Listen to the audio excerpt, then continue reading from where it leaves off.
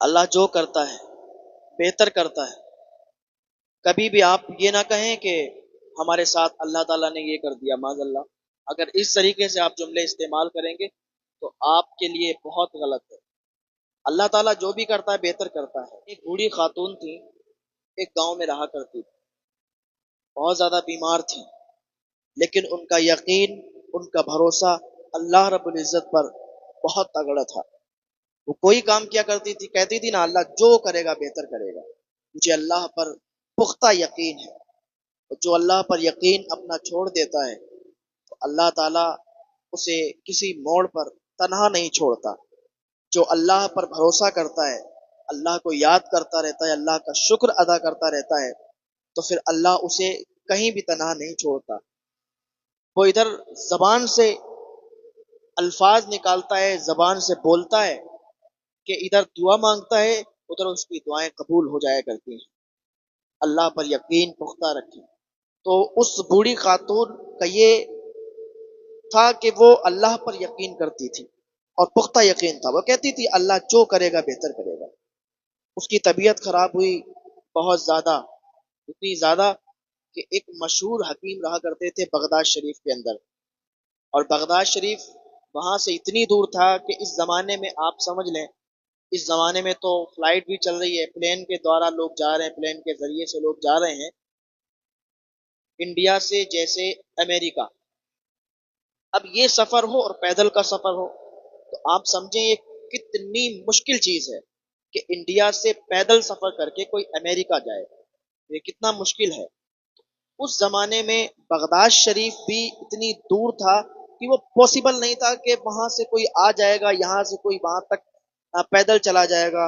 اونٹوں کا دور تھا، گھوڑوں کا دور تھا، لیکن یہ غریب بہت زیادہ تھی، بہت زیادہ غریب تھی. کھانے کے لالے پڑتے تھے تو اونٹ کہاں سے لاتی، گھوڑے کہاں سے لاتی. پھر ضعیف بھی تھی، ایک لڑکی تھی اور یہ تھی دو، بس چھوٹی سی کٹیا میں رہا کرتے تھے. اب یہ اللہ کی بارگاہ میں دعا کرتی تھی، اے پروردگار عالم، اے مولا مجھے یقین ہے کہ بغداد کہ وہ جو مشہور حکیم ہیں وہی ہمارا علاج کریں گے. یہ ہمیں یقین ہے ایک نہ ایک دن ان سے میرا علاج ہوگا. اور کوئی ہوتا تو ایک گھڑی سوچتا کہ یار اتنا لمبا سفر ہے، وہ ڈاکٹر وہ حکیم وہ کیسے آ سکتے ہیں اتنی دور سے. لیکن اس کو اللہ پر یقین تھا اور اسی لیے یہ جب دعا کرتی تھی تو اللہ کی بارگاہ میں یہی کہتی تھی اللہ مجھے اس حکیم کے ذریعے سے مجھے ٹھیک کر دے. جب بھی دعا کرتی تھی تو کہتی تھی یا اللہ تو مجھے شفا عطا فرما دے اور اس حکیم کو ہمارے گھر تک پہنچا دے. یہ اس کی دعا تھی. تو ایسے ہی چلتا رہا، کافی دن گزر گئے. ضعیف ہو چکی تھی اور کافی زیادہ طبیعت بھی خراب تھی. ایک دن بارش ہو رہی تھی ہلکی ہلکی، رات کا سناٹا تھا، تو کسی نے دروازے پر دستک دی. کسی نے دروازہ کھٹکھٹایا. دروازہ جیسے ہی کھٹکھٹایا اس ضعیف ماں نے اپنی بیٹی سے کہا اے بیٹی دیکھو دروازے پر کوئی آیا ہے. تو بیٹی نے کہا ماں رات کا ٹائم ہے، کیا دروازہ کھول دیں؟ ماں نے کہا بیٹی رات کا ٹائم تو ہے، اللہ جو کرتا ہے بہتر کرتا ہے. اگر کوئی مسافر ہوئے اور وہ پریشان حال میں ہوئے، بھوکے ہوئے، پیاسے ہوئے اور تم نے دروازہ نہیں کھولا تو اس کا گناہ ہم لوگوں پر جائے گا. ماں نے جب بیٹی سے کہا، بیٹی بھی نیک خاتون تھی، جا کے دروازہ کھولا. دو لوگ اندر آئے. وہ دو لوگ اندر داخل ہوئے. اس بوڑھی ماں نے کہا کہ تم لوگ کون ہو؟ ان دونوں نے کہا ہم مسافر ہیں، ہم جا رہے تھے اپنے کام سے کہ راستہ بھٹک گئے، رات ہوئی تو گھوڑے بتک گئے اور گھوڑوں نے ہمیں لا کر ادھر چھوڑ دیا. اب وہ راستے سے ہی بھاگ گئے ادھر ادھر. اب ہم لوگ مسافر ہیں، گھر کسی کا مل جائے تو ہم وہاں پر آرام کر لیں، اسی لیے ہم لوگ نکلے تھے. تلاش کرتے کرتے آپ کا گھر ملا، اماں یہاں پر رات گزار لیں، آپ اجازت دے دیں کہ رات رک جائیں. بوڑھی ماں نے کہا کہ ٹھیک ہے، اگر آپ لوگ مسافر ہیں، راستہ بھٹک گئے ہیں تو ہمیں یہ اچھا لگے گا کہ آپ کی مہمان نوازی ہم کریں اور ہمارے لیے بڑے شرف کی بات ہوگی. تو بیٹی سے کہا کہ بیٹی دوسرے کمرے میں ان کا انتظام کر دو. دوسرے کمرے میں ان کا انتظام کر دیا گیا. بیٹی نے وہاں بستر لگا دیا اور جلدی سے ہی کھانا تیار کیا، پانی پلایا، کھانا کھلایا اور کہا آپ لوگ یہاں آرام کیجیے. صبح ہوئی، فجر کی اذان ہونے لگی، دونوں اٹھے، وضو بنایا، وضو بنا کے نماز ادا کی۔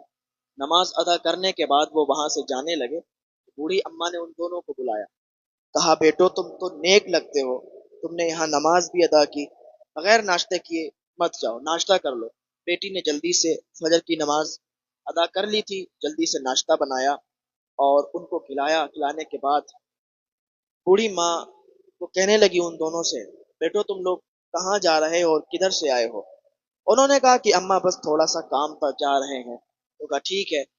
تو دونوں نکل گئے گھر سے، دروازے پر جب پہنچے تو ایک واپس آیا اور آنے کے بعد کہا اماں آپ کی طبیعت کچھ خراب لگتی ہے، کیا مجھے آپ بتائیں گی؟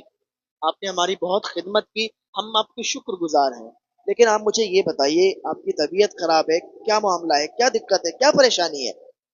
تو اس بوڑھی ماں نے کہا کہ مجھے یہ پریشانی ہے، لیکن میرا یقین اللہ پر بہت پختہ ہے، مجھے یقین ہے کہ بغداد کا وہ مشہور حکیم میرے گھر ایک دن آئے گا اور میرا علاج کرے گا۔ جب ان دونوں نے یہ سنا تو آپس میں ایک دوسرے کا چہرہ دیکھنے لگے، کہا اماں یہ آپ کیا کہہ رہی ہو؟ وہ بغداد کا حکیم ہے اور آپ کے گھر اتنی دور کیسے آئے گا؟ اس بوڑھی خاتون نے کہا کہ بیٹو میرا یقین ہے اللہ کی ذات پر، اور میرا یقین بہت مضبوط ہے، جس چیز کو ہم شدت سے چاہتے ہیں وہ چیز ہمیں مل جایا کرتی ہے، ہمیں یقین، ہمیں بھروسہ اللہ کی ذات پر رکھنا چاہیے۔ جب اتنا اس نے کہا تو اس میں سے ایک شخص بولا اماں تمہاری دعا قبول ہو گئی ہے، اماں تمہاری دعا قبول ہو گئی ہے، میں کوئی ایسا ویسا شخص نہیں ہوں، بغداد کا وہی مشہور حکیم ہوں جسے اللہ رب العزت نے تمہارے گھر پہ بھیجا ہے۔ جب اس بوڑھی خاتون نے یہ سنا تو اس کے رونگٹے کھڑے ہو گئے، کہا اماں ہمارے گھوڑے بدک گئے، ہم ایسے ہی نہیں آئے تمہارے گھر، بلکہ ہمیں اللہ رب العزت نے تمہارا علاج کرنے کے لیے بھیجا ہے، یہ سمجھ لیجئے، اسی لیے ہمارے گھوڑے بدک گئے، ہم راستہ بھٹک گئے اور بھٹکتے بھٹکتے آئے بھی تو دیکھو کہاں آئے، آپ کے گھر آئے، آپ اتنے دنوں سے دعا کرتی ہیں، آج آپ کی دعا قبول ہو گئی ہے۔ بوڑھی ماں بہت خوش ہو گئی، بوڑھی ماں سے انہوں نے کہا آپ ٹینشن نہ لیں، آپ کا علاج ہم کریں گے۔ ان کو کچھ دوائیاں دے دی جو ان کے پاس تھی اور کہا آپ ٹینشن نہ لیں، میں اپنے بیٹے کو بھیجوں گا، وہ آپ کی ساری دوائی لے کے آ جائے گا۔ اماں سے اجازت لی، نکل گئے۔ گھر پہنچے تو سارا قصہ بیان کیا، گھر والوں کو بالکل عجیب لگا، حکیم کا بیٹا اس بوڑھی ماں کو دوا دینے کے لیے چلا گیا، اب بوڑھی ماں اس کی طبیعت میں سدھار آ گیا تھا۔ کچھ دنوں کے بعد وہی حکیم اسی بوڑھی اماں کے پاس گیا اور جانے کے بعد کہتا ہے اماں ٹھیک ہو؟ وہ کہتی اب تو میں بالکل الحمدللہ ٹھیک ہوں۔ تو کہا میں آپ سے ایک بات کرنے کے لیے آیا ہوں۔ کہا کیا بات ہے بتاؤ؟ کہا اماں جب میں آپ کے گھر رکا تھا نا، میں نے آپ کی بیٹی کو دیکھا تھا، ایک نظر آپ کی بیٹی پر پڑی تھی، آپ کی بیٹی بہت نیک سیرت ہے، اس نے ہم لوگوں کی بہت خدمت کی، میں چاہتا ہوں کہ میں اپنے بیٹے کا نکاح آپ کی بیٹی سے کر دوں، اگر آپ کی اجازت ہو۔ بوڑھی ماں نے کہا کہ میرے لیے شرف کی بات ہوگی کہ آپ جیسے نیک حکیم، نیک انسان اور میری بیٹی کے ساتھ اپنے بیٹے کا نکاح کریں، یہ بڑی خوش نصیبی کی بات ہے میری بیٹی کے لیے۔ تو اب دونوں کی بات جب ہو گئی، شادی طے ہو گئی، تو اب دونوں کا عقد ہو گیا، دونوں میاں بیوی ہو گئے۔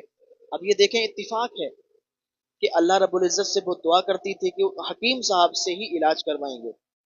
اب ایسا ہوا، گھوڑے بد کے، راستہ تبدیل ہوا، راستہ بھٹکے اور بھٹکتے بھٹکتے کہاں پہنچ گئے، علاج کیا اور پھر عزت کے ساتھ اپنے بیٹے کی شادی بھی کر دی۔ اللہ تعالیٰ جو کرتا ہے بہتر کرتا ہے۔ لقمان حکیم کا بیٹا کہتا تھا کہ ابا مجھے یہ سمجھ نہیں آتا نا کہ اللہ جو کرتا ہے بہتر کرتا ہے۔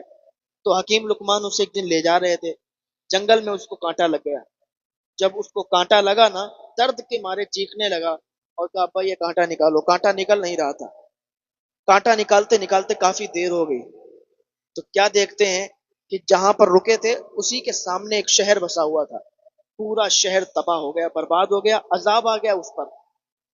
تو حکیم لقمان نے اپنے بیٹے سے کہا بیٹا اب تجھے پتا چلا کہ اللہ جو کرتا ہے بہتر کرتا ہے؟ کہا ابا سمجھ آ گیا، اگر یہ آج کانٹا نہیں لگتا میرے تو ہم لوگ تباہ ہو گئے ہوتے، اس لیے کہ کبھی بروں کے ساتھ نیک بھی چلے جاتے ہیں۔